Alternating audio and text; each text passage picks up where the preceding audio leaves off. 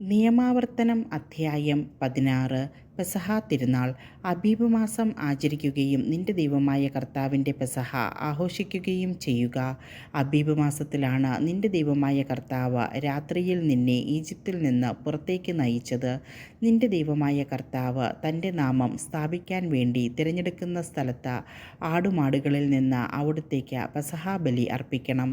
അവയോടുകൂടെ പുളിപ്പുള്ള അപ്പം ഭക്ഷിക്കരുത്. 7 ദിവസം യാതനയുടെ അപ്പമായ പുളിപ്പില്ലാത്ത അപ്പം നീ ഭക്ഷിക്കണം. നീ ഈജിപ്തിൽ നിന്ന് പുറത്തു കടന്ന ദിവസത്തെപ്പറ്റി ജീവിതകാലം മുഴുവൻ ഓർമ്മിക്കുന്നതിന് വേണ്ടിയാണിത്.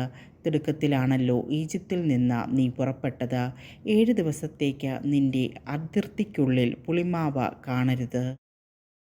പ്രഥമ ദിവസം സായാഹ്നത്തിൽ അർപ്പിക്കുന്ന ബലിയുടെ മാംസത്തിൽ അല്പം പോലും പ്രഭാതം വരെ അവശേഷിക്കുകയുമരുത്. നിന്റെ ദൈവമായ കർത്താവ് നിനക്ക് തരുന്ന പട്ടണങ്ങളിൽ ഏതിലെങ്കിലും വെച്ച് പെസഹ ബലി അർപ്പിച്ചാൽ പോരാ. നിന്റെ ദൈവമായ കർത്താവ് തൻ്റെ നാമം സ്ഥാപിക്കുന്നതിനു വേണ്ടി തിരഞ്ഞെടുത്ത സ്ഥലത്ത് വെച്ച് സൂര്യാസ്തമയ സമയത്ത്, അതായത് നിങ്ങൾ ഈജിപ്തിൽ നിന്ന് പുറപ്പെട്ട സമയത്ത് പെസഹ ബലി അർപ്പിക്കണം. നിന്റെ ദൈവമായ കർത്താവ് തിരഞ്ഞെടുക്കുന്ന സ്ഥലത്ത് വെച്ച് അത് വേവിച്ച് ഭക്ഷിച്ചതിന് ശേഷം രാവിലെ എഴുന്നേറ്റ് കൂടാരത്തിലേക്ക് മടങ്ങണം. 6 ദിവസം പുളിപ്പില്ലാത്ത അപ്പം ഭക്ഷിക്കണം. 7-ാം ദിവസം നിന്റെ ദൈവമായ കർത്താവിന് വേണ്ടി നിങ്ങൾ ആഘോഷപൂർവ്വം ഒരുമിച്ച് കൂടണം. അന്ന് ജോലിയൊന്നും ചെയ്യരുത്. ആഴ്ചകളുടെ തിരുനാൾ. 7 ആഴ്ചകൾ എണ്ണുക. കൊയ്ത്തു തുടങ്ങിയ ദിവസം മുതലാണ് ആഴ്ചകൾ എണ്ണേണ്ടത്. അനന്തരം നിന്റെ ദൈവമായ കർത്താവ് നിനക്ക് നൽകുന്ന അനുഗ്രഹങ്ങൾക്കൊത്തവിധം സ്വാഭീഷ്ട കാഴ്ചകൾ സമർപ്പിച്ചുകൊണ്ട് അവിടുത്തേക്ക് ആഴ്ചകളുടെ തിരുനാൾ കൊണ്ടാടുക. നിന്റെ ദൈവമായ കർത്താവ് തൻ്റെ നാമം സ്ഥാപിക്കുന്നതിന് വേണ്ടി തിരഞ്ഞെടുക്കുന്ന സ്ഥലത്ത് വെച്ച് നീയും നിന്റെ മകനും മകളും ദാസനും ദാസിയും നിന്റെ പട്ടണത്തിലുള്ള ലേവ്യനും നിന്റെ ഇടയിലുള്ള പരദേശിയും അനാഥനും വിധവയും അവിടുത്തെ മുൻപിൽ സന്തോഷിക്കണം. ഈജിപ്തിൽ നീ അടിമയായിരുന്നെന്ന് ഓർമ്മിക്കുക.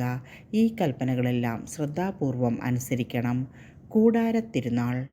ധാന്യവും വീഞ്ഞും ശേഖരിച്ചു കഴിയുമ്പോൾ 7 ദിവസത്തേക്ക് കൂടാരത്തിരുനാൾ ആചരിക്കണം.